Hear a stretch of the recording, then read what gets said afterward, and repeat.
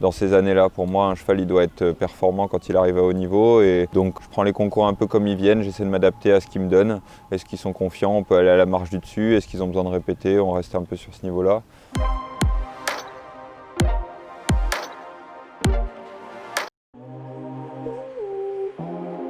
On est vraiment content de refaire du concours, ça c'est sûr. C'est ce que je disais à mes propriétaires et à mes élèves, c'est qu'à la maison, on peut avoir l'impression que tout va bien, il n'y a qu'à la piste qu'on confirme la qualité de notre travail et de notre entraînement. Donc c'est vraiment important d'aller à la piste. Le Radjardi a réussi à organiser une belle épreuve, un peu dans l'urgence, donc c'était super.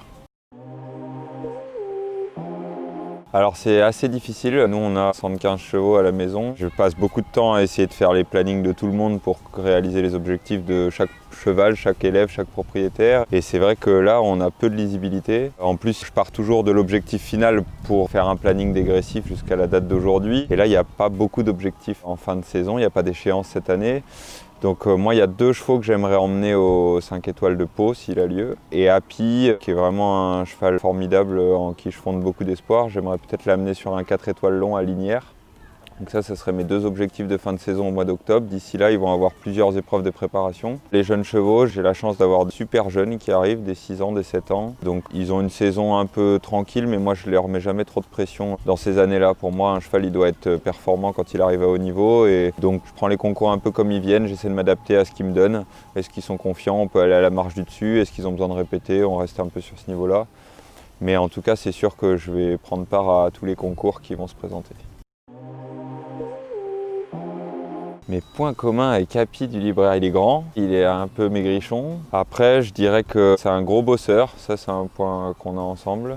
Je pense qu'il est beaucoup plus anxieux que moi, ça c'est un point qu'on n'a pas ensemble et j'espère que je le ramènerai petit à petit vers la zénitude que moi je peux avoir. Voilà, ouais, grand, maigrichon et travailleur. Le meilleur cheval du complet du moment? C'est une belle question, je réfléchis parce que je veux pas dire de bêtises. Je pense qu'il y a des belles pointures qui sont en train d'arriver. Je pense à la jument de Thomas Carlit Biermann, qui est vraiment une jument qui fait pas d'esbrouf mais qui est très bonne dans les 3 tests et qui a l'air vraiment saine d'esprit, intelligente, qui participe au concours. En tout cas, moi, c'est ces chevaux-là qui me plaisent beaucoup. Mon expression préférée, si ça va pas, faut travailler encore. Je pense que j'ai la chance d'avoir une équipe formidable. Sans ça, ça serait complètement impossible, ça c'est sûr. Après, une bonne structure, une bonne équipe et une bonne organisation. J'essaye vraiment d'organiser les choses cheval par cheval, pas en me disant « Ah, ça serait bien qu'on les mette tous là ou tous là ». J'essaie de me dire « Celui-là, il a besoin de quoi? Il faudrait qu'il fasse telle épreuve, telle épreuve, telle épreuve. Il faut que je le monte 2 fois la semaine, 5 fois la semaine ».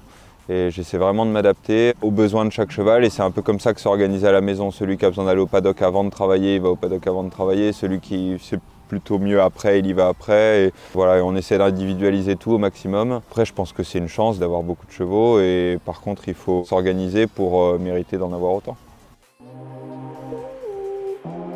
Je crois que j'ai pas honte de grand chose. Avec Mathieu Lemoine, on a surtout lui, il découvre souvent des nouvelles chansons et des nouvelles pépites comme ça. Il y en a une qu'on aime bien écouter, c'est Zobi la mouche, vous chercherez.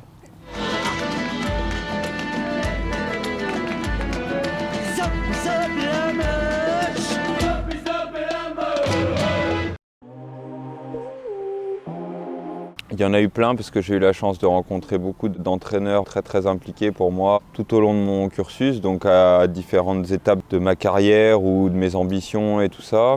Il y en a une que j'essaie de garder toujours en mémoire, c'est Tristan Chambry qui me faisait travailler sur le plat et qui m'avait appris à être juste, je pense, à cheval, en me disant qu'il fallait toujours que la récompense et la punition, elles soient proportionnelles à ce qui se passait. Ça veut dire que si on récompense trop un cheval pour une chose qui est bien mais qui ne nécessite pas une grosse récompense, c'est disproportionné. Si on punit un cheval trop fort pour une petite faute, c'est disproportionné.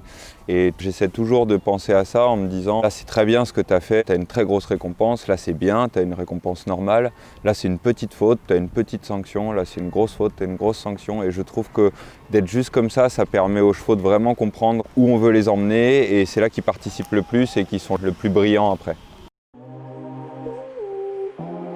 16 ans. Je dirais que dans tous les rêves que j'avais dans ma tête, j'en ai déjà réalisé quelques-uns, qu'il en reste encore plein.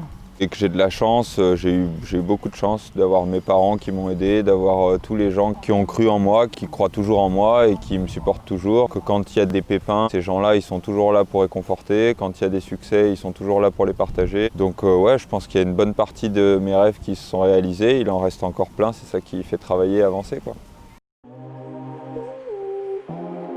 Il y en a une qui était assez rigolote, c'est que le dimanche, avant la semaine du concours complet, on était à l'hôtel à la piscine avec tous les cavaliers, avec Thierry. Et moi, pour ces épreuves-là, je fais des gros régimes parce que je suis grand et que j'aime bien être fit pour mes chevaux. Et Michel Asseret s'est foutu de moi parce que je ressemblais à rien, tout maigrichon comme j'étais.